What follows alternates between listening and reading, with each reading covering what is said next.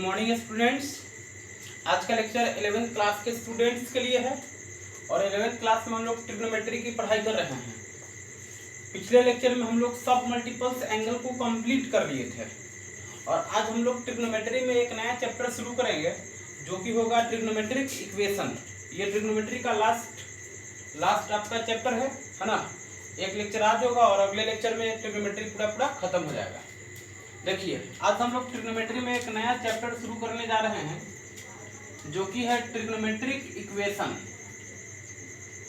Trigonometric equation तो सबसे पहला इसमें पॉइंट आता है कि ट्रिग्नोमेट्रिक इक्वेशन का मतलब क्या होता है ना। ट्रिग्नोमेट्रिक इक्वेशन का मतलब क्या होता है, तो देखिए इसका मतलब है the equation involving trigonometric ratios, the equation involving trigonometric ratios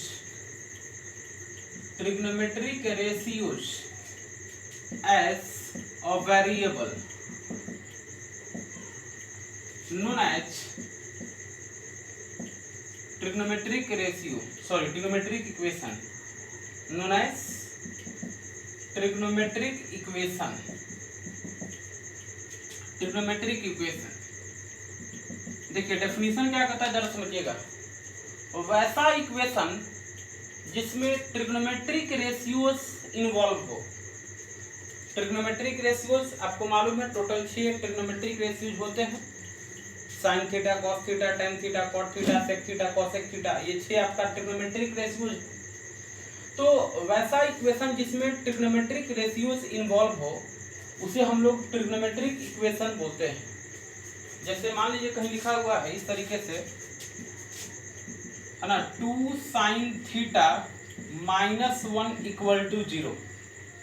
तो यह एक इक्वेशन तो है।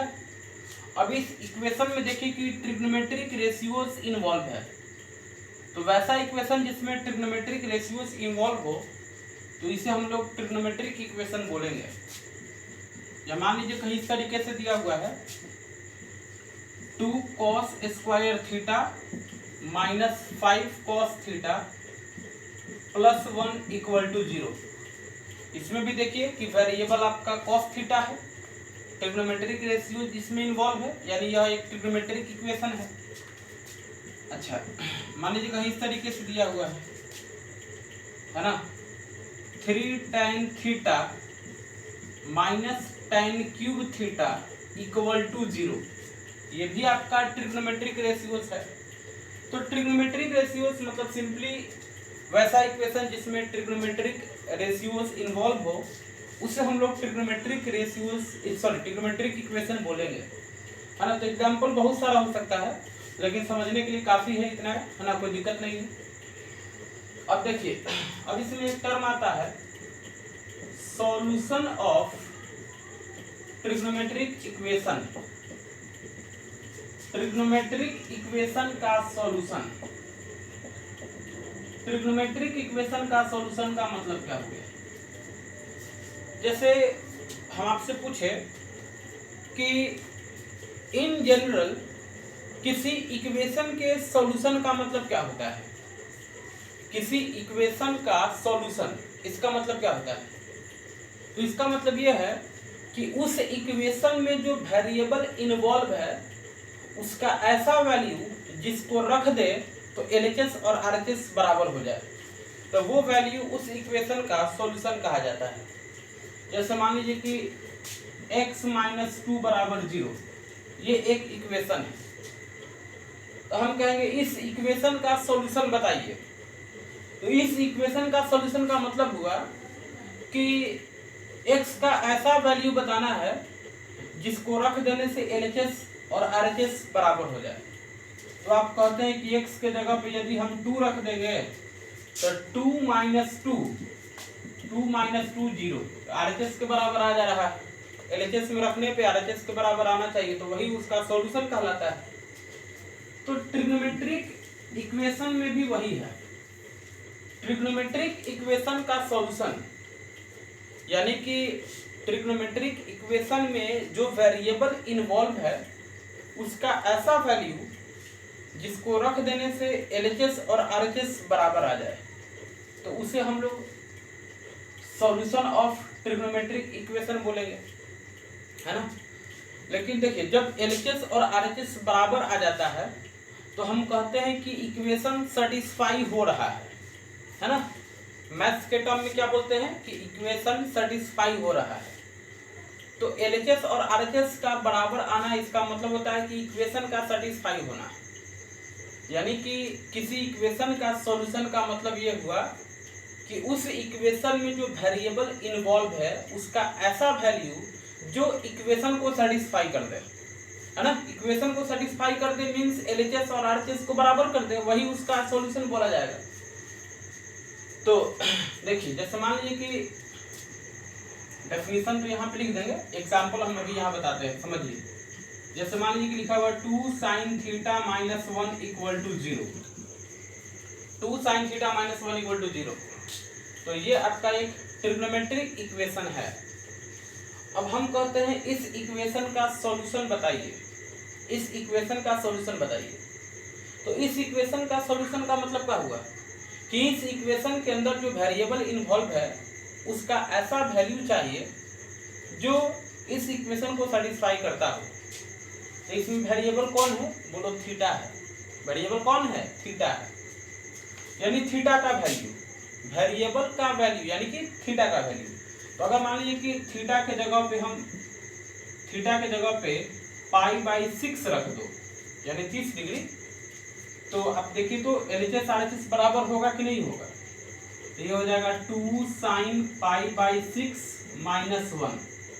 अब इसको देखिए कितना आता है, 2 sin π/6 का वैल्यू बोलो 1/2 माइनस 1, 2 से 2 कैंसिल हो जाएगा, 1 माइनस 1 बराबर 0। तो देखिए तो इस इक्वेशन में जब थीटा के जगह π/6 रखे तो 0 आ गया, यानी इस इक्वेशन का सॉल्यूशन होगा, कौन होगा, तो π/6, यानी π/6 इस इक्वेशन का सॉल्यूशन होगा, क्योंकि π/6 रखने पे 0 आ जा रहा है, यानी सॉल्यूशन होगा। अच्छा अगर मान लीजिए कि हम इसी इक्वेशन में थीटा के जगह पे सपोज π/3 रखते हैं, अगर आप π/3 रखिएगा तो π/3 रख के देखिए तो क्या हो रहा है, तो π/3 रखिएगा तो हो जाएगा 2 sin π/3 माइनस 1। तो 2 sin π/3 का वैल्यू √3/2 माइनस 1, 2 से 2 कैंसिल हो जाएगा, √3 माइनस 1, यानी 0 नहीं आया, 0 नहीं आया, नॉट इक्वल टू 0। तो 0 नहीं आया, इसका मतलब है कि थीटा इक्वल टू जो π/3 है वो सॉल्यूशन नहीं है। थीटा इक्वल टू π/3 जो है वो नॉट अ सॉल्यूशन, यानी कि ये जो ट्रिग्नोमेट्रिक इक्वेशन है इस इक्वेशन का थीटा बराबर π/3 सॉल्यूशन नहीं होगा। क्यों नहीं होगा, क्योंकि थीटा की जगह π/3 रखे तो 0 नहीं आया, यानी सेटिस्फाई नहीं हुआ। इसका मतलब थीटा बराबर π/3 इसका सॉल्यूशन नहीं है। अच्छा अगर मान लीजिए कि आप थीटा के जगह पे 5π/6 रख दीजिएगा, है ना। तो ऐसा करो, हाँ ठीक है, 5π/6। तो 5π/6 आप यहाँ पे रख के देखिए, तो थीटा की जगह 5π/6 रख के देखिए, तो 5π/6 रखिएगा तो कितना हो जाएगा, देखिए 2 sin 5π/6 माइनस 1, सही है। अब देखिए 2 sin 5π/6 को ऐसे लिख सकते हैं पाई माइनस π/6 माइनस 1। अब देखिए 2 sin पाई माइनस थीटा, ये साइन थीटा होता है माइनस 1। अच्छा अब देखिए 2 sin π/6 का वैल्यू 1/2 माइनस 1, 2 से 2 कैंसिल हो जाएगा, 1 माइनस 1 देखिए तो 0 आ रहा है, यानी कि 5π/6 भी इसका सॉल्यूशन होगा, है ना। इस ट्रिग्नोमेट्रिक इक्वेशन का 5π/6 भी सॉल्यूशन होगा। यानी किसी ट्रिग्नोमेट्रिक इक्वेशन का सॉल्यूशन मींस थीटा का ऐसा वैल्यू जिसको इक्वेशन में यदि रख दे तो 0 के बराबर आ जाए, यानी सेटिस्फाई हो जाए, तो वो वैल्यू उस ट्रिग्नोमेट्रिक इक्वेशन का सॉल्यूशन कहा जाएगा। जैसे आप इसमें देखें कि थीटा के जगह π/6 रखने पे 0 आ रहा है, यानी थीटा बराबर π/6 इसका सॉल्यूशन होगा। थीटा की जगह 5π/6 रखे तो भी आपका आंसर 0 आ रहा है, यानी थीटा बराबर 5π/6 भी इसका सोल्यूशन होगा। लेकिन थीटा की जगह π/3 रखते हैं तो π/3 रखने पे आंसर 0 नहीं आया, यानी π/3 इसका सोल्यूशन नहीं होगा, है ना।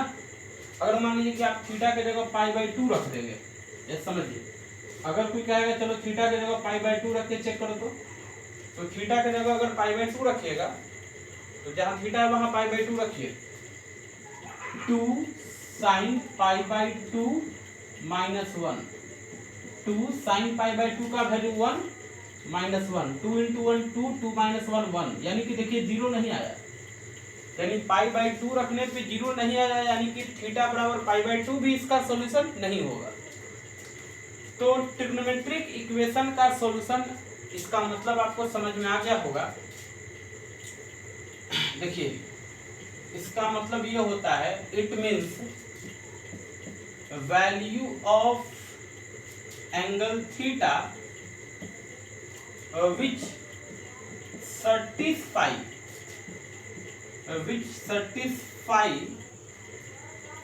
का मतलब क्या होता है कि LHS equal to RHS। Satisfy का मतलब यही होता है, LHS equal to RHS, which satisfy the given trigonometric equation। Solution of trigonometric equation का मतलब क्या होगा कि value of angle theta which satisfy the given trigonometric equation, है ना। थीटा का ऐसा वैल्यू जो दिए हुए ट्रिग्नोमेट्रिक इक्वेशन को सैटिस्फाई करता हो, वो वैल्यू उस ट्रिग्नोमेट्रिक इक्वेशन का सॉल्यूशन कहा जाएगा।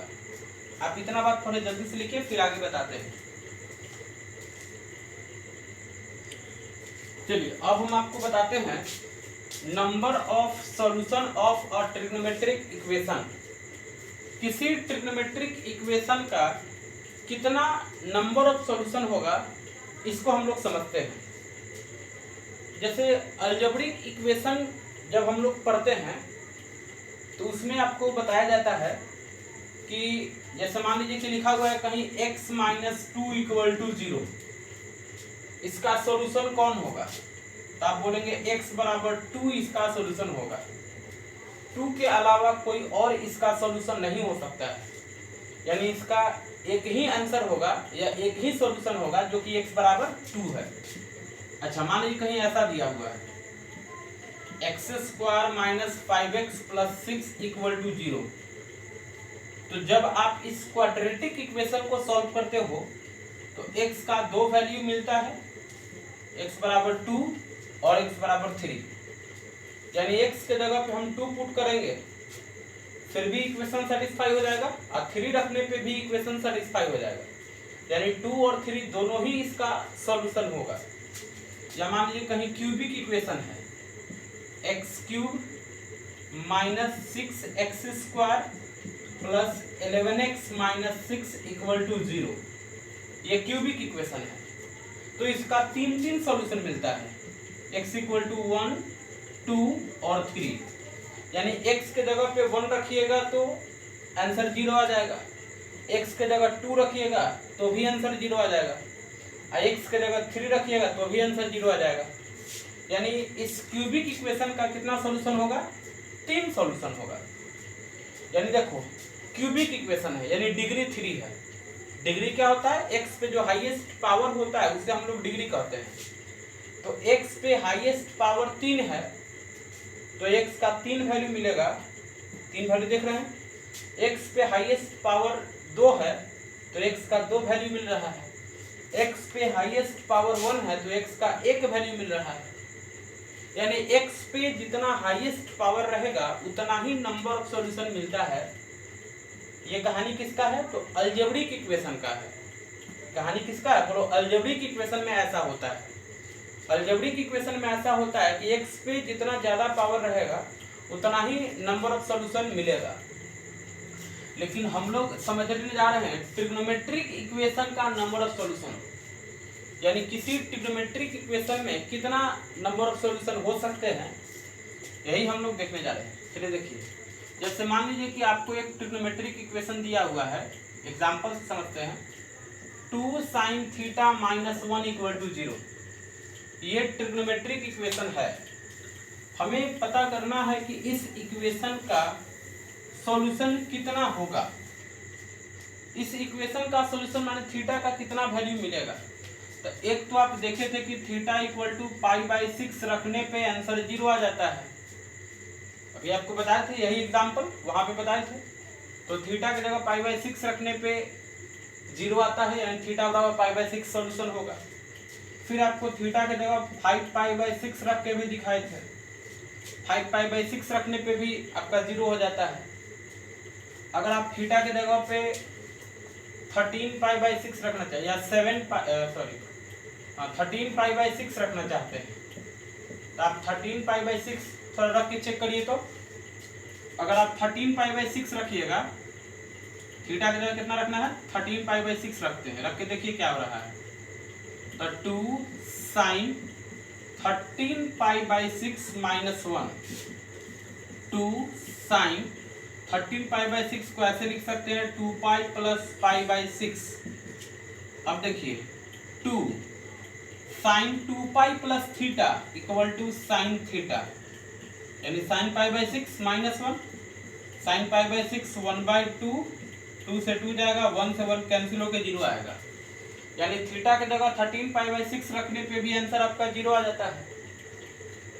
अच्छा, थीटा के जगह पे आप 17π/6 रखिए, तो 17π/6 भी रखिएगा ना तो ये आपका 0 के बराबर आ जाएगा। आप रख के देख सकते हैं।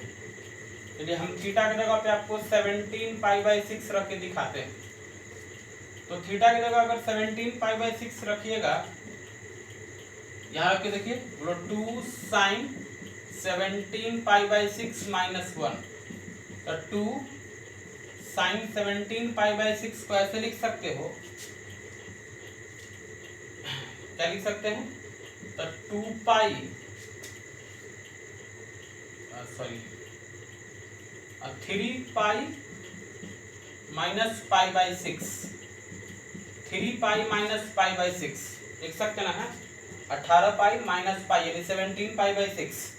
अब देखिए 2 sin 3π minus theta equal to sin theta यानी sin π/6 माइनस 1, 2 sin π/6 का वैल्यू 1/2, 2 से 2 जाएगा, 1 से 1 जाएगा 0। तो 17π/6 रखने पे भी आपका 0 आ जा रहा है।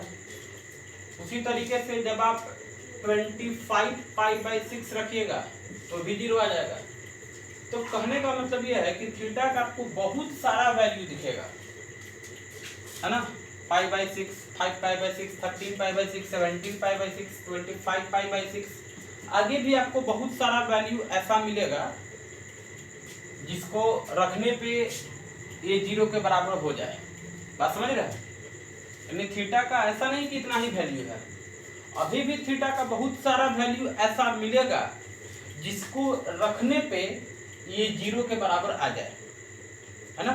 तो हम कहेंगे भाई थीटा का कितना वैल्यू मिल रहा है, यानी इस इक्वेशन का कितना सॉल्यूशन मिल रहा है, इस इक्वेशन का कितना सॉल्यूशन मिल रहा है।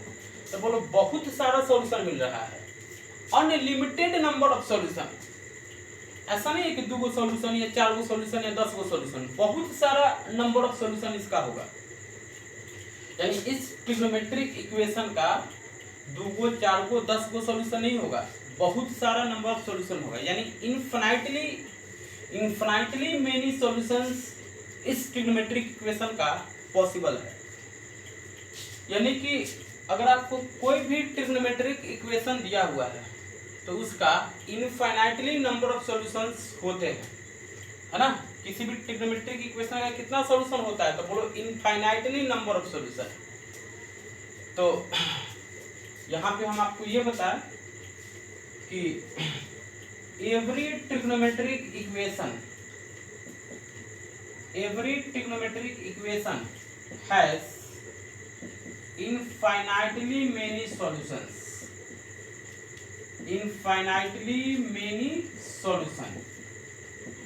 हर ट्रिग्नोमेट्रिक इक्वेशन का बहुत सारा सॉल्यूशंस होते हैं। यानी अगर आपसे कोई पूछेगा किसी ट्रिग्नोमेट्रिक इक्वेशन का कितना सॉल्यूशन होता है, तो आपका सीधा जवाब होगा कि इन्फिनाइटली मेनी सॉल्यूशंस होते हैं हर ट्रिग्नोमेट्रिक इक्वेशन का। आप इतना बात जल्दी से लिखिए। चलिए अभी हम आपको ये बताएं कि हर ट्रिग्नोमेट्रिक इक्वेशन का इन्फिनाइटली मेनी सॉल्यूशंस होते हैं। अब देखिए, अब जो सॉल्यूशंस होते हैं उनको दो पार्ट में कैटेगराइज किया जाता है। एक होता है प्रिंसिपल सॉल्यूशन और दूसरा होता है जनरल सॉल्यूशन। यानी देखिए, types of solution of a trigonometric equation. Trigonometric equation का जो सॉल्यूशंस होते हैं वो दो टाइप के होते हैं, जिसमें एक को हम लोग कहते हैं प्रिंसिपल सॉल्यूशन और दूसरे को हम लोग कहते हैं जनरल सॉल्यूशन, है ना। प्रिंसिपल सॉल्यूशन और जनरल सॉल्यूशन। तो पहले बात समझिए, हम प्रिंसिपल सॉल्यूशन के बारे में बताते हैं। प्रिंसिपल सॉल्यूशन का मतलब क्या होता है? देखिए, प्रिंसिपल सॉल्यूशन का मतलब होता है कि the solution of trigonometric equation, trigonometric equation का वैसा solution which lies in the interval close zero से ओपन 2 पाई, क्लोज जीरो से ओपन 2 पाई। यानी ट्रिग्नोमेट्रिक इक्वेशन का वैसा सॉल्यूशन जो इस इंटरवल में लाई करता हो उसे हम लोग प्रिंसिपल सॉल्यूशन कहते हैं। उसे कहा जाता है प्रिंसिपल सॉल्यूशन, है ना। यानी ट्रिग्नोमेट्रिक इक्वेशन का वैसा सॉल्यूशन जो इस इंटरवल में लाई करता हो।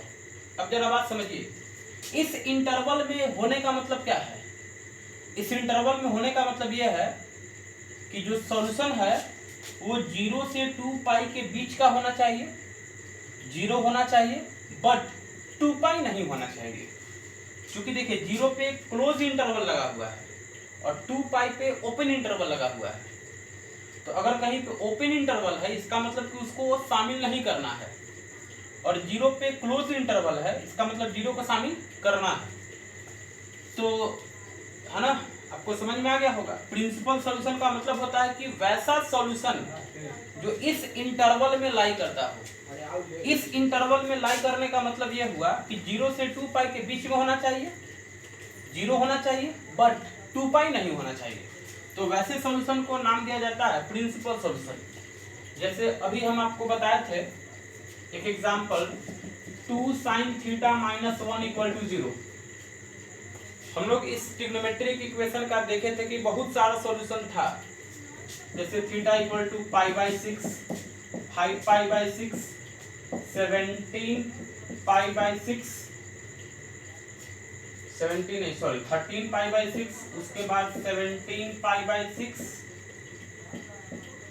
फिर इसके बाद 25π/6। इस तरीके से बहुत सारा सॉल्यूशन आ रहा था, है ना। अभी हम आपको बताए थे ना ये एग्जांपल में कि इस ट्रिग्नोमेट्रिक इक्वेशन का बहुत सारा सॉल्यूशन आ रहा है। अब हम आपसे कहेंगे कि इसका प्रिंसिपल सॉल्यूशन बताइए क्या होगा। इसका प्रिंसिपल सॉल्यूशन बताइए क्या होगा, है ना। इस ट्रिग्नोमेट्रिक इक्वेशन का प्रिंसिपल सॉल्यूशन बताइए क्या होगा। हम आपसे पूछेंगे कि थीटा बराबर π/6, ये प्रिंसिपल सॉल्यूशन होगा कि नहीं होगा। तो प्रिंसिपल सॉल्यूशन होने के लिए कंडीशन क्या है कि 0 से 2 पाई के बीच का होना चाहिए। तो π/6 देखिए तो 0 से 2 पाई के बीच में है कि नहीं है? बोलो एकदम है। π/6 जो है वो 0 से 2 पाई के बीच का नंबर है, यानी π/6 प्रिंसिपल सॉल्यूशन होगा। अच्छा, हम कहते हैं थीटा = 5π/6, ये प्रिंसिपल सॉल्यूशन होगा कि नहीं होगा। तो आप देखिए कि 5π/6 जो है वो 0 से 2 पाई के बीच का है कि नहीं है। बोलो एकदम है। थीटा बराबर 5π/6 वो जो है 0 से 2 पाई के बीच का है, इसका मतलब कि 5π/6 भी आपका प्रिंसिपल सॉल्यूशन है। अगर हम लेते हैं मान लीजिए थीटा = 13π/6, ये प्रिंसिपल सॉल्यूशन होगा कि नहीं होगा? बोलो नहीं होगा। क्यों नहीं होगा? तो जैसे देखिए 13 पाई बाई 6 का मतलब क्या हुआ? 2 pi plus pi by 6। 13 pi by 6 का मतलब होता है 2 पाई प्लस पाई बाई 6। तो 2 पाई प्लस समथिंग यानी 2 पाई से तो ज्यादा हो गया। 2 पाई में कुछ भी ऐड करेंगे तो 2 पाई से ज्यादा हो जाएगा। तो अगर 2 पाई से ज्यादा हुआ तब वो प्रिंसिपल सॉल्यूशन में नहीं होगा, क्योंकि प्रिंसिपल सॉल्यूशन होता है 0 से 2 पाई के बीच में। तो ये आपका प्रिंसिपल सॉल्यूशन नहीं है। उसी तरीके से 17 पाई बाई 6 भी देखिएगा ना, तो ये भी आपका 2 पाई से ज्यादा है, तो ये भी प्रिंसिपल सॉल्यूशन नहीं है। या theta equal to 25 pi by 6, ये भी आपका प्रिंसिपल सॉल्यूशन नहीं है ना। तो प्रिंसिपल सॉल्यूशन का मतलब आपको समझ में आ गया होगा कि प्रिंसिपल सॉल्यूशन का मतलब कि थीटा का ऐसा वैल्यू जो 0 से 2 पाई के बीच का हो, वो आपका प्रिंसिपल सॉल्यूशन कहलाएगा। इतना जल्दी से लिखिए, फिर हम आपको जनरल सॉल्यूशन के बारे में बताते हैं। चलिए, प्रिंसिपल सॉल्यूशन का तो मतलब आपको समझ में आ गया। अब हम आपको बताते हैं जनरल सॉल्यूशन का मतलब क्या होता है। जनरल सॉल्यूशन का मतलब क्या होता है? देखिए, जनरल सॉल्यूशन का मतलब होता है the collection of all the solutions, the collection of all the solutions of a given trigonometric equation known as its general solution। General solution यानी जनरल सॉल्यूशन का मतलब क्या हुआ? Collection of all the solutions, collection of all the solutions यानी किसी trigonometric equation का जितना solutions हो सकता है उन सारे सॉल्यूशंस का जो कलेक्शन है उसे हम लोग जनरल सॉल्यूशन कहते हैं। जैसे अभी हम आपको बताएं कि 2 sin theta minus 1 equal to 0, यह आपका ट्रिग्नोमेट्रिक इक्वेशन है। अब इसमें आपको बताए थे कि इस ट्रिग्नोमेट्रिक इक्वेशन का कितना सॉल्यूशन होगा, तो इन्फिनिटली मेनी सॉल्यूशन होगा। अभी आपको बताया कि हर ट्रिग्नोमेट्रिक इक्वेशन का कितना सॉल्यूशन होता है, तो इन्फिनिटली मेनी सॉल्यूशंस होते हैं। तो इस ट्रिग्नोमेट्रिक इक्वेशन का भी इन्फिनिटली मेनी सॉल्यूशंस होता है। कैसे हम बताए थे? देखो, थीटा बराबर पाई by 6, 5 pi by 6, 13 pi by 6, 17 pi by 6, 25 pi by 6 dot dot dot, इस तरीके से बहुत सारा इसका सॉल्यूशंस होते हैं, है ना। इतना ही नहीं है, डॉट डॉट डॉट कहने का मतलब कि आगे भी बहुत सारा है। तो इस ट्रिग्नोमेट्रिक इक्वेशन का ये बहुत सारा सॉल्यूशंस है। तो जितना भी सॉल्यूशंस है उन सारे सॉल्यूशंस का जो कलेक्शन होगा उसे हम लोग जनरल सॉल्यूशन बोलेंगे। यानी कि सारे सॉल्यूशंस का जो कलेक्शन होगा, पाई by 6, 5 pi by 6, 13 pi by 6, 17 pi by 6, ऐसे डॉट डॉट डॉट बहुत सारा सॉल्यूशन होगा। तो इन सारे सॉल्यूशंस का जो कलेक्शन होगा इसे हम लोग क्या बोलेंगे? बोलो, जनरल सॉल्यूशन बोलेंगे। क्या बोलेंगे? बोलो, इसे बोला जाएगा जनरल सॉल्यूशन। इसे हम लोग कहेंगे जनरल सॉल्यूशन। तो जनरल सॉल्यूशन कहने का मतलब आपको समझ में आ गया होगा। Collection of all the solutions यानी जितना सॉल्यूशंस हो सकते हैं उन सब का जो कलेक्शन होगा उसे हम लोग क्या बोलेंगे? General solution. जल्दी से लिखिए।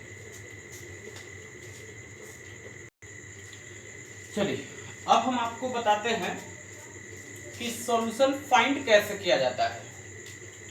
अभी तक हम लोग क्या पढ़ चुके?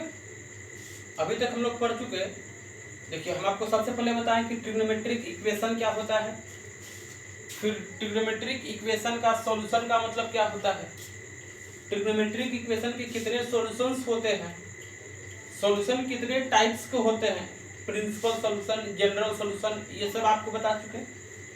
अब हम आपको बताते हैं कि सॉल्यूशन फाइंड कैसे किया जाता है। तो देखिए, दो तरह का सॉल्यूशन होता है, प्रिंसिपल सॉल्यूशन और जनरल सॉल्यूशन। तो अभी जो हम लोग पढ़ेंगे अब वो पढ़ेंगे प्रिंसिपल सॉल्यूशन फाइंड करने का तरीका। किसी ट्रिग्नोमेट्रिक इक्वेशन का प्रिंसिपल सॉल्यूशन फाइंड करने के लिए बताएंगे, जनरल सॉल्यूशन फाइंड करने के लिए अगले क्लास में बताएंगे। चलिए अभी हम लोग प्रिंसिपल सॉल्यूशन के बारे में, method of finding principal solution, principal solution of a trigonometric equation, किसी ट्रिग्नोमेट्रिक इक्वेशन का प्रिंसिपल सॉल्यूशन कैसे फाइंड किया जाता है, ये हम आपको बताने जा रहे हैं। चलिए तो अभी प्रिंसिपल सॉल्यूशन फाइंड करने के पहले आपको कुछ बेसिक हम आपको बता दे रहे हैं, जो आपको इसके पहले बता चुके हैं, है ना। जब हम ट्रिगोनोमेट्री का जब स्टार्टिंग कर रहे थे तो दूसरे तीसरे लेक्चर में ये सब बात बताए होंगे जो भी आपको बताने जा रहे हैं। सबसे पहले तो आपको ध्यान रखना है sign of trigonometric ratios. Trigonometric ratios का जो साइन आपको बताए थे ना, जैसे आपको याद आ जाएगा, आपको बताए थे फर्स्ट क्वाड्रेंट में all trigonometric ratios are positive. First quadrant में सब पॉजिटिव होता है, सेकेंड क्वाड्रेंट में साइन थीटा और कोसेक थीटा पॉजिटिव होता है, बाकी सब निगेटिव होता है। थर्ड क्वाड्रेंट में tan theta cot theta positive होता है, बाकी सब निगेटिव होता है। एंड फोर्थ क्वाड्रेंट में सेक थीटा और कॉस थीटा पॉजिटिव, बाकी सब निगेटिव। तो आपको तो ये कॉन्सेप्ट आना चाहिए ट्रिग्नोमेट्रिक रेशियोज का साइन, और दूसरा आना चाहिए कि एंगल्स को कैसे रिप्रेजेंट किया जाता है। जैसे देखिए हम आपको बता रहे हैं, समझिएगा, है ना। देखिए यहाँ पे आपका देखिए ये 0 लिखते हैं, ये π/2 होता है, ये पाई होता है। चलिए इसको हम लिखते हैं, ये 0 हुआ, ये π/2, यहाँ पे कितना एंगल होता है बोलो पाई, यहाँ पे हो गया आपका 3π/2, और फिर जब एक राउंड कंप्लीट हुआ तो यहाँ पे कितना हो जाता है बोलो 2π, है ना। ऐसा कॉन्सेप्ट आपको बता चुके हैं, कोई नया बात नहीं है आपको, है ना। दूसरे या तीसरे लेक्चर में ये सब बात बताए हैं कि एक्स एक्सिस पे है तो कितना एंगल बन रहा है बोलो 0। एक्स से चल के जब यहाँ पे आ जाए कितना एंगल बना 90 डिग्री यानी π/2। यहाँ से चल के यहाँ आएंगे तो कितना बना 180 डिग्री यानी पाई। तो यहाँ पे आ गए तो कितना बना 270 डिग्री 3π/2। जब एक राउंड कंप्लीट हुआ तो कितना हो गया 360 डिग्री, जिसे हम लोग 2π कहते हैं। तो ये आपको कोई नया बात नहीं है, ये सब बताया गया है। अच्छा चलिए अब जरा बात समझिए। फर्स्ट क्वाड्रेंट में जो एंगल होता है, जैसे देखिए फर्स्ट क्वाड्रेंट के एंगल को जनरली हम लोग कैसे लिखते हैं बोलो अल्फा से रिप्रेजेंट करते हैं, अल्फा से या थीटा से।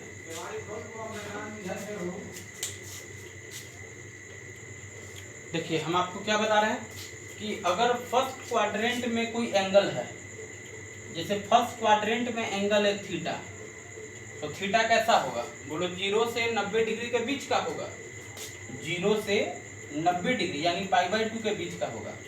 थीटा कैसा होगा, तो थीटा जो होगा वो 0 से π/2 के बीच का होगा, है ना।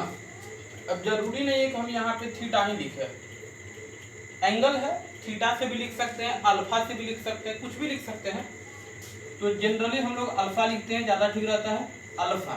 यानी फर्स्ट क्वाड्रेंट में अगर कोई एंगल है अल्फा, तब वो अल्फा कैसा होगा, अल्फा कैसा होगा तो 0 से π/2 के बीच का होगा। सेकेंड क्वाड्रेंट का जो एंगल होगा, ये सेकेंड क्वाड्रेंट है, तो सेकेंड क्वाड्रेंट का जो एंगल होगा वो 180 डिग्री से तो कम होगा। जैसे देखिए अगर यहाँ से चल के यहाँ पे आ गए तो कितना एंगल बना बोलो 180 डिग्री यानी पाई। लेकिन हम सेकेंड क्वाड्रेंट में ही रहना चाहते हैं, माने यहीं पे रहना चाहते हैं, यानी सेकेंड क्वाड्रेंट में ही रहना चाहते हैं, तो 180 डिग्री से तो कम होगा, यानी पाई से कम होगा, यानी पाई माइनस अल्फा होगा, पाई माइनस अल्फा होगा। सेकेंड क्वाड्रेंट का एंगल कैसा होगा पाई माइनस अल्फा होगा, यानी 180 डिग्री से कम होगा यानी कि पाई माइनस अल्फा। अगर थर्ड क्वाड्रेंट का एंगल है, जैसे बात समझिए, थर्ड क्वाड्रेंट में अगर आपको जाना है, यहाँ से चल के यहाँ पे आए, कितना एंगल बन गया बोलो 180 डिग्री यानी पाई। अब हमें थर्ड क्वाड्रेंट में जाना है तो पाई से तो ज़्यादा ही ना होगा, पाई से तो ज़्यादा होगा, थर्ड क्वाड्रेंट का एंगल है तो पाई से ज़्यादा होगा, यानी पाई प्लस समथिंग होगा, यानी पाई प्लस अल्फा। थर्ड क्वाड्रेंट का एंगल कैसे लिखेंगे? पाई प्लस अल्फा। थोड़ा फोर्थ क्वाड्रेंट में सोचिए, जैसे यहाँ से चल के अगर आप यहाँ पे आ जाते हैं एक राउंड कंप्लीट, तो एंगल कितना हो गया? बोलो 2 पाई। एक राउंड कंप्लीट होने से एंगल कितना हो गया? 2 पाई। लेकिन हमें राउंड कंप्लीट नहीं करना है, हमें फोर्थ क्वाड्रेंट में ही रहना है, माने कहीं और पहले ही रुक जाना है, हमें फोर्थ क्वाड्रेंट में ही रुक जाना है ना। तो फोर्थ क्वाड्रेंट में रुकने का मतलब कि 2 पाई से तो कम ना हो गया, 2 पाई से कम हो गया, क्योंकि जब एक राउंड कंप्लीट होगा तब जाके 2 पाई होगा। लेकिन हमें राउंड कंप्लीट नहीं करना है, फोर्थ क्वाड्रेंट में ही रुकना है, तो 2 पाई से कम होगा, यानी 2 पाई माइनस अल्फा। तो आपको ये कॉन्सेप्ट एकदम दिल में सेट हो जाना चाहिए कि फर्स्ट क्वाड्रेंट का एंगल अल्फा, सेकेंड क्वाड्रेंट का angle pi minus alpha, third quadrant का angle pi plus alpha and fourth quadrant का एंगल 2 पाई माइनस अल्फा। तो एक तो ये कॉन्सेप्ट आना चाहिए जो भी बताया आपको, और दूसरा ये कौन कहाँ पे पॉजिटिव होता है, कहाँ पे निगेटिव होता है, साइन ऑफ ट्रिग्नोमेट्रिक रेशियोज, ये और ये दोनों आना चाहिए, तब आपको प्रिंसिपल सॉल्यूशन में कहीं पे कोई दिक्कत नहीं होगा। चलिए अब हम आपको क्वेश्चन से डायरेक्ट बताते हैं कि कैसे हम लोग प्रिंसिपल सॉल्यूशन फाइंड करते हैं। जैसे मान लीजिए क्वेश्चन रहेगा फाइंड द सॉल्यूशन ऑफ, ऐसे लिखिए find the principal solution of, find the principal solution of given trigonometric equation. हम कुछ ट्रिग्नोमेट्रिक इक्वेशन लिख रहे हैं, उसका प्रिंसिपल सॉल्यूशन फाइंड करना है। जैसे 2 साइन थीटा, या ऐसा लिख लीजिए साइन थीटा इक्वल टू 1/2, इसका हमें प्रिंसिपल सॉल्यूशन फाइंड करना है ना। क्या फाइंड करना है? यहाँ देखिए प्रिंसिपल सॉल्यूशन लिख लीजिएगा, छूट गया है, प्रिंसिपल सॉल्यूशन फाइंड करना है। देखिए तरीका क्या है जरा समझिएगा, एक क्वेश्चन बढ़िया समझ जाइएगा तो फिर बाकी आप खुद से बना लीजिएगा। साइन थीटा इक्वल टू 1/2 है, तो साइन थीटा इक्वल टू 1/2। अब जरा सोचिए कि 1/2 के जगह पे हम क्या लिख सकते हैं, यानी कि 1/2 कब आता है ना। 1/2 कब आता है? तो बोलो 30 डिग्री पे आता है, साइन 30 डिग्री का वैल्यू 1/2 होता है, तो 1/2 के जगह पे हम साइन 30 डिग्री रख सकते हैं। तो 30 डिग्री से बढ़िया रेडियन में लिखिए पाई/6, है ना। हम लोग जो भी पढ़ाई करेंगे वो सब रेडियन में होगा। साइन 30 डिग्री का वैल्यू 1/2 होता है, यानी 1/2 के जगह पे साइन पाई/6 लिख सकते हैं। अब हम यहाँ से बोलेंगे थीटा का वैल्यू कितना हो गया, तो बोलो पाई/6। थीटा का वैल्यू कितना हो गया? पाई/6। अब देखिए हमें फाइंड क्या करना है? Principal solution, principal solution find करना है। तो अब एक चीज यहाँ पे सोचा जाता है, देखिए जैसे साइन थीटा का वैल्यू कितना है? 1/2 है। साइन थीटा का वैल्यू कितना है? 1/2 है। 1/2 कैसा है? तो आप बोलेंगे पॉजिटिव है। 1/2 कैसा है? पॉजिटिव है। तो साइन थीटा पॉजिटिव कहाँ पे होता है? साइन थीटा पॉजिटिव कहाँ पे होता है? तो बोलो या तो फर्स्ट क्वाड्रेंट में होता है या सेकंड क्वाड्रेंट में होता है। फर्स्ट क्वाड्रेंट में सब पॉजिटिव होता है और सेकंड क्वाड्रेंट में साइन पॉजिटिव होता है, यानी फर्स्ट क्वाड्रेंट में भी पॉजिटिव होगा और सेकंड क्वाड्रेंट में भी पॉजिटिव होगा। तो साइन थीटा अगर पॉजिटिव है, इसका मतलब कि थीटा कहाँ पे होगा? या तो फर्स्ट क्वाड्रेंट में होगा या सेकंड क्वाड्रेंट में होगा। साइन थीटा पॉजिटिव है, इसका मतलब थीटा कहाँ पे होगा? Theta lies in either first और सेकंड क्वाड्रेंट, या तो फर्स्ट क्वाड्रेंट में होगा या कहाँ पे होगा? बोलो सेकंड क्वाड्रेंट में होगा। अब देखिए थीटा का वैल्यू कैसे लिखेंगे? तो फर्स्ट क्वाड्रेंट में एंगल कितना होता है? बोलो अल्फा। सेकंड क्वाड्रेंट में कितना होता है? पाई-अल्फा।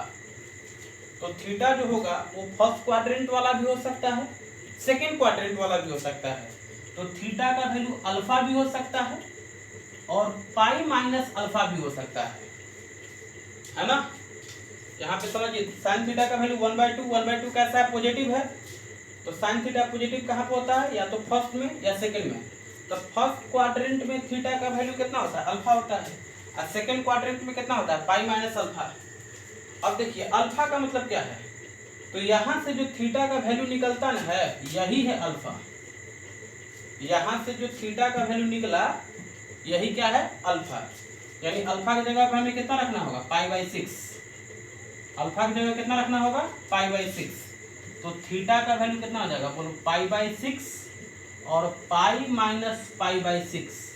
तो पाई माइनस पाई/6 को ही क्या कहते हैं, पाई में से पाई/6 घटाइएगा ना तो ये हो जाएगा आपका 5π/6। तो ये दोनों हो गया आपका प्रिंसिपल सॉल्यूशन, पाई/6 और 5π/6 ये दोनों का हो गया, तो यही दोनों हो गया आपका प्रिंसिपल सॉल्यूशन, है ना। तो इस तरीके से हम लोग प्रिंसिपल सॉल्यूशन फाइंड करते हैं। चलिए एक क्वेश्चन और आपको बताते हैं, जरा समझिएगा।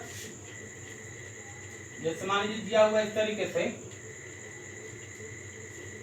√3 या ऐसे लिखिए tan x 3 tan x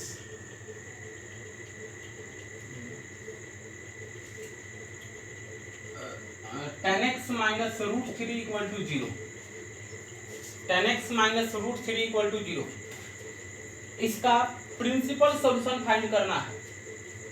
तो आप लिखिएगा, देखिए tan x equal to √3, tan x equal to √3। अब सोचेंगे कि √3 tan में कब आता है, √3 tan में कब आता है, तो बोलो पाई/3 पे, यानी 60 डिग्री पे आता है। तो √3 की जगह पे हम क्या लिख दिए, बोलो tan पाई/3 लिख दिए। √3 बराबर कितना लिख दिए, tan पाई/3। तो हम कहेंगे यहाँ से x का वैल्यू बताइए, तो x बराबर कितना लिखेंगे, बोलो पाई/3। x बराबर कितना लिखेंगे, पाई/3। सही है यहाँ तक। अब आपको जरा सोचना है कि tan x का वैल्यू √3 है, since tan x equal to √3 और √3 कैसा है, पॉजिटिव की निगेटिव, तो बोलेंगे पॉजिटिव है। तो tan पॉजिटिव कहाँ कहाँ होता है, तो एक तो फर्स्ट क्वाड्रेंट में होता ही है और थर्ड क्वाड्रेंट में होता है। यानी tan x पॉजिटिव कहाँ कहाँ होता है, फर्स्ट क्वाड्रेंट में और थर्ड क्वाड्रेंट में। तो यहाँ जो x देख रहे हैं, x कहाँ पे होगा, x lies in either first quadrant, either first और थर्ड क्वाड्रेंट, या तो फर्स्ट क्वाड्रेंट का होगा या थर्ड क्वाड्रेंट का होगा। x या तो फर्स्ट क्वाड्रेंट का होगा या थर्ड क्वाड्रेंट का होगा। अब देखिए फर्स्ट क्वाड्रेंट वाला एंगल कैसा होता है, तो फर्स्ट क्वाड्रेंट का एंगल अल्फा होता है और थर्ड क्वाड्रेंट का एंगल पाई प्लस अल्फा होता है। यानी कि x या तो अल्फा के बराबर होगा या पाई प्लस अल्फा के बराबर होगा। बात समझ रहे हैं, x या तो अल्फा के बराबर होगा या पाई प्लस अल्फा के बराबर होगा। अब बात आया कि अल्फा क्या होगा, तो ऊपर जो वैल्यू निकला हुआ है यही क्या है, यही है अल्फा। ऊपर जो वैल्यू हम लोग निकालते हैं वही क्या है, अल्फा है। तो यहाँ से देखिए कि x equal to alpha, alpha यानी कितना, पाई/3 या पाई प्लस पाई/3। तो पाई प्लस पाई/3 करिएगा तो कितना आएगा, 4π/3। तो दो प्रिंसिपल सॉल्यूशन हो गया, एक पाई/3 और एक 4π/3। ये दोनों क्या है, बोलो इसका प्रिंसिपल सॉल्यूशन है। जल्दी से इतना लिखिए, अभी हम बहुत सारे एग्जांपल्स आपको बताएंगे, लिखिए जल्दी। चलिए अगला क्वेश्चन हम आपको बताते हैं, प्रिंसिपल सॉल्यूशन फाइंड करने के लिए देते हैं। चलिए प्रिंसिपल सॉल्यूशन फाइंड करना है, 2 cos थीटा + 1 इक्वल टू 0। हमें इसका प्रिंसिपल सॉल्यूशन फाइंड करना है। तो आप सबसे पहले यहाँ से cos थीटा का वैल्यू फाइंड करिए। तो आप लिखेंगे 2 cos थीटा इक्वल टू -1। और कॉस थीटा इक्वल टू -1/2। यहां तक में तो कोई दिक्कत नहीं है। अब देखिए यहाँ पे एक कॉन्सेप्ट होता है कि अगर आरएचएस में आपको निगेटिव आ रहा है तो आप पॉजिटिव कंसीडर करके चलिए। क्या बताएं आपको कि जब आरएचएस वाला निगेटिव आने लगे तो आप उसको पॉजिटिव कंसीडर करके चलिए। यानी कि यहाँ पे लिखेंगे we take cos theta equal to 1/2। यहाँ पे निगेटिव है लेकिन आप पॉजिटिव लेके चलिए। बाद में हम आपको यहाँ पे बताएंगे कि निगेटिव का मतलब क्या है। अभी पॉजिटिव लेके चलिए। Cos theta equal to 1/2। अब देखिए कॉस थीटा इक्वल टू 1/2 है तो 1/2 कॉस में कब आता है तो बोलो 60 डिग्री पे आता है। तो रेडियन में क्या लिखा जाएगा π/3 यानी कॉस π/3। तो यहाँ से थीटा का वैल्यू कितना मिला π/3 मिला। बोलो सही है। अब हम यहाँ कहेंगे कि क्वेश्चन में cos थीटा का वैल्यू कितना है -1/2 है। ये तो हम लोग अपनी सुविधा के लिए यहाँ से माइनस को हटा लिए हैं। सही में तो cos थीटा आपका -1/2 है। तो अब यहाँ पे लिखते हैं कि since cos theta equal to -1/2। cos theta कैसा है -1/2 है।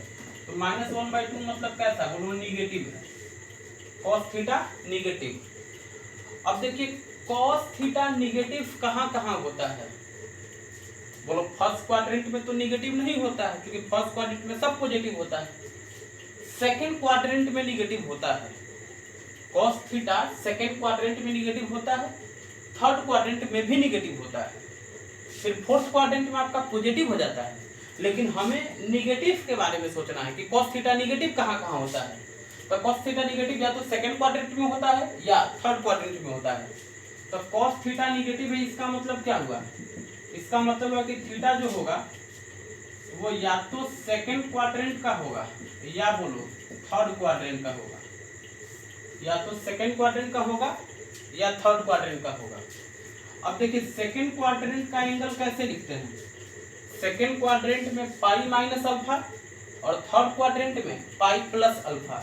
तो सेकंड क्वाड्रेंट के लिए पाई माइनस अल्फा और थर्ड क्वाड्रेंट के लिए पाई प्लस अल्फा। अब यहाँ पे अल्फा का मतलब क्या है तो ये जो थीटा का वैल्यू हम लोग निकाले हैं यही क्या है यही अल्फा है।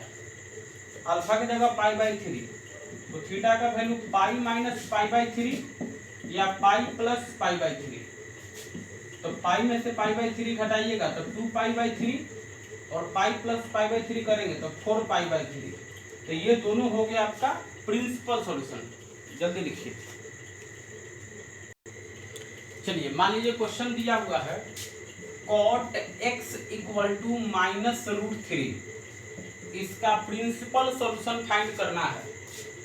तो देखिए cot x बराबर -√3 है। हम आपको क्या बताएं कि जब भी आरएचएस में निगेटिव रहे ना तो आप निगेटिव को इग्नोर कर दीजिए। बाद में निगेटिव के बारे में सोच लेंगे।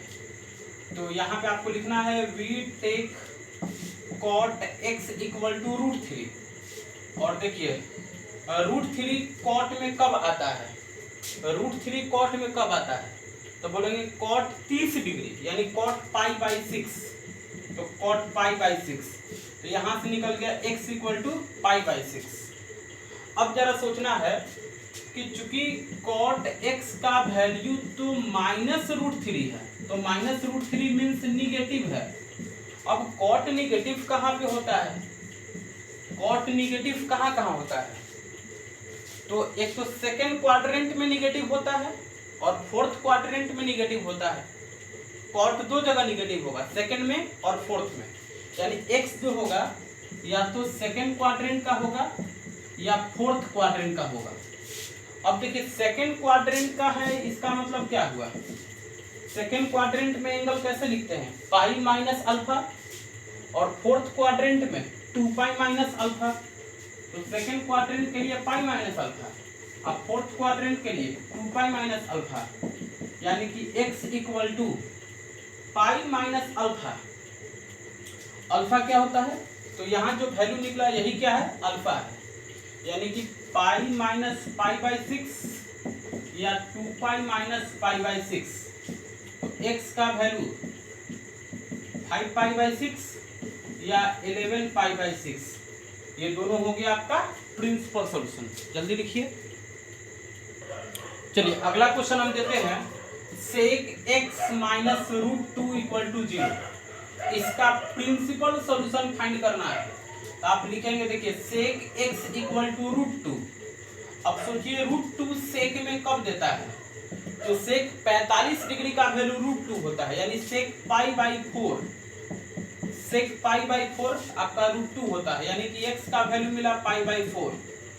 अब यहाँ पे सोचिए कि सेक x बराबर रूट 2 माने कैसा, बोलो पॉजिटिव, रूट 2 कैसा है, पॉजिटिव है। अब सेक पॉजिटिव कहाँ का होता है, एक तो फर्स्ट क्वाड्रेंट में पॉजिटिव होता है और फोर्थ क्वाड्रेंट में भी सेक पॉजिटिव होता है, यानी कि x जो होगा या तो फर्स्ट क्वाड्रेंट वाला होगा या फोर्थ क्वाड्रेंट वाला होगा।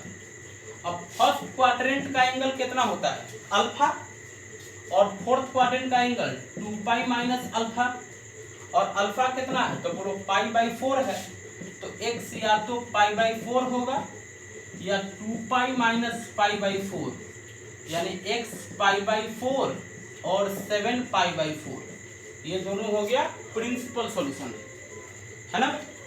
चलिए अगला क्वेश्चन देते हैं। अगर मान लीजिए कहीं दिया हुआ है इस तरीके से, cosec x plus 2 equal to 0, इसका प्रिंसिपल सॉल्यूशन बताना है। तो आप यहाँ पे लिखिएगा cosec x equal to minus 2। अब देखो cosec x -2 आया, -2 मीन्स निगेटिव आया, तो निगेटिव आया तो निगेटिव को इग्नोर कर देना है। आपको क्या बताएं, आप ऐसे लिखिएगा we take cosec x equal to 2। अब cosec x इक्वल टू 2 है, तो यहाँ लिखेंगे, देखिए cosec x इक्वल टू, अब cosec में 2 कब आता है, तो बोलो 30 डिग्री पे, यानी कि इसको लिख देंगे cosec पाई बाई 6, तो यहाँ से मिल गया x का वैल्यू पाई बाई 6। अब फिर यहाँ बोलेंगे कि cosec x का वैल्यू तो -2 है, cosec x का वैल्यू तो -2 है, -2 मीन्स निगेटिव है। अब cosec निगेटिव कहाँ कहाँ होता है, तो cosec निगेटिव या तो थर्ड क्वाड्रेंट में होगा या फोर्थ क्वाड्रेंट में होगा। cosec निगेटिव कहाँ कहाँ होता है, या तो थर्ड में या फोर्थ में, यानी कि x जो है, x या तो थर्ड क्वाड्रेंट का होगा या बोलो फोर्थ क्वाड्रेंट का होगा। अब थर्ड क्वाड्रेंट का है तो पाई माइनस अल्फा, अब फोर्थ क्वाड्रेंट के लिए 2 पाई माइनस अल्फा। अब अल्फा कितना है, तो जो x का वैल्यू है यही आपका अल्फा है, तो पाई माइनस पाई बाई 6 या 2 पाई माइनस पाई बाई 6, तो x का वैल्यू 5 पाई बाई 6 और 11 पाई बाई 6, ये दोनों हो गया प्रिंसिपल सॉल्यूशन। तो इस तरीके से हम लोग प्रिंसिपल सॉल्यूशन पे बेस्ड बहुत सारा क्वेश्चंस किए। अब उम्मीद करते हैं कि प्रिंसिपल सॉल्यूशन पे जो भी क्वेश्चंस होगा उसको आप इजीली सॉल्व कर लीजिएगा, है ना। अगले क्लास में यानी कल हम आपको बताएंगे जनरल सॉल्यूशन कैसे फाइंड किया जाता है। आज के लिए इतना ही, जल्दी से लिखिए।